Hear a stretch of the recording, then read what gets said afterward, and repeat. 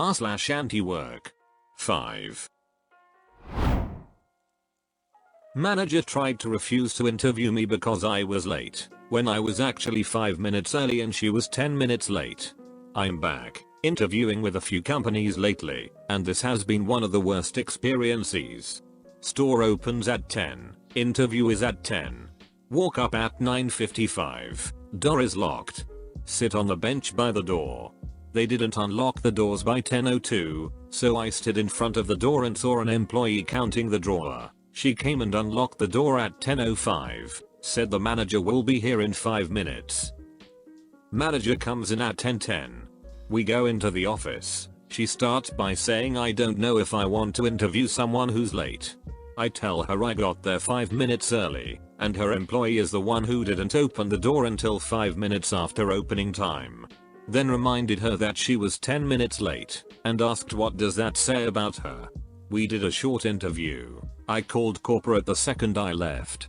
Update: I just got off the phone with the regional manager of this company, and she took this very seriously.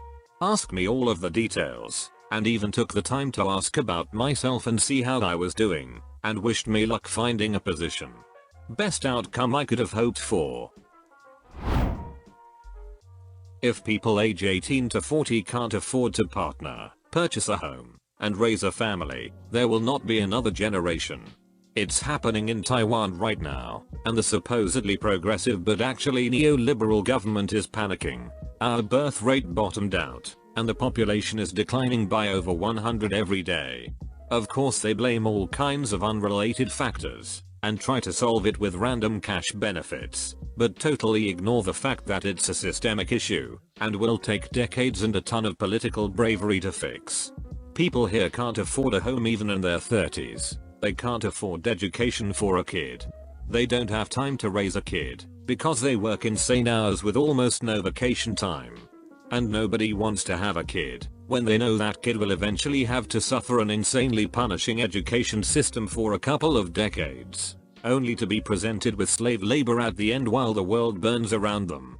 Nobody is prepared to address these problems, because the only valid solutions would not go down well with the wealthy. And we wouldn't want to hurt the feelings of our masters, would we? My raise was 1.75%, so I quit today. Today I found out my raise was only 1.75%. After not getting a raise for the last 2 years, I was promised that I would be getting a 15% raise, but it was verbally, so I have no record of it. I tried talking to my boss about it, but he kept blowing me off. So after he left for lunch today, I left my keys on his desk, clocked out and went to lunch. I texted him that I quit effective right now. I was doing the work of 3 people. It was not worth the stress for $49,000 a year. I know it will hurt them pretty badly to lose me, and I do not have another job lined up right now, but I will start looking tomorrow. Husband was refused the Spanish speaking raise at his job, so he stopped taking Spanish calls. His bosses have been calling him all day to convince him to do free labor.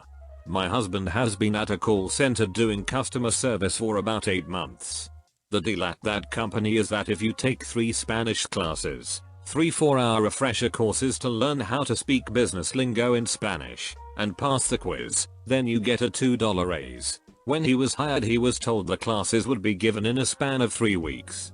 When he started, the instructor was on vacation or something, so they didn't offer him the first class until about 6 weeks of him being there. All the while he's been taking mostly Spanish calls. He finally took the first and second classes, but the instructor has failed to schedule the third class, 4 months now, and all the while, my husband has been expected to take Spanish calls. He's so fed up, because he's basically been doing uncompensated labor for 8 months. His team lead and his boss brush him off. The instructor won't return his emails, so he decided that he's no longer going to do it, and started to divert all Spanish calls to another team member or voicemail. He warned his boss yesterday that if he didn't get his raise and back pay, then he'd stop taking the calls, and I guess they called his bluff. Well, the big problem for his employer is that basically all the other Spanish speakers that are not being compensated decided to do the same. A mini strike. All day my husband's been on the phone with HR, his lead, his boss, his boss's boss. Everyone calling to chew him out or convince him to be a team player and continue taking calls without a raise. His lead saying she is totally on his side, but can he do this for her as a favor? Yeah, right. We'll see what happens next week, but I'm willing to bet that they will be promptly paying all the Spanish speakers and giving them back pay. In rural Texas, we posted a $14 an hour part-time cash container unloading job. No one showed up. Now our team of 2 is unloading 35,000 pounds of brain flakes themselves. Wild that $14 isn't enough these days. $14 an hour was good pay when rent for a 2-bedroom was $600 a month. That was, checks notes, 20 years ago. Rental averages for a 2-bedroom in Texas are closer to $1,100 a month now. You're consistently in a state of underpayment, and counting minimal increases as good wages. My manager showed up to my house uninvited to give me a COVID test when I called in sick. I work as a caregiver for special needs adults and woke up sick yesterday and called into work. Side note, we are also snowed in to the point that we have not received mail or garbage pickup for at least a week now. Today I got a text message asking why I wasn't on shift. I replied that I called in sick and was told not to return to work until I had a COVID test. My manager first said that since I was vaccinated, I could work without a COVID test and wear double personal protective equipment. When I stated my concerns that sounded unsafe, I was told to go to the group home to receive a rapid COVID test. I continued to tell them that I had a bad cough and was coughing up thick phlegm, but kept getting disregarded.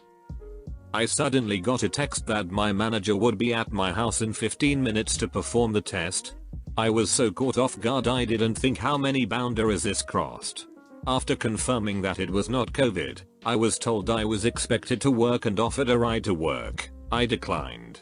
I felt so pressured to work that I am writing this at work.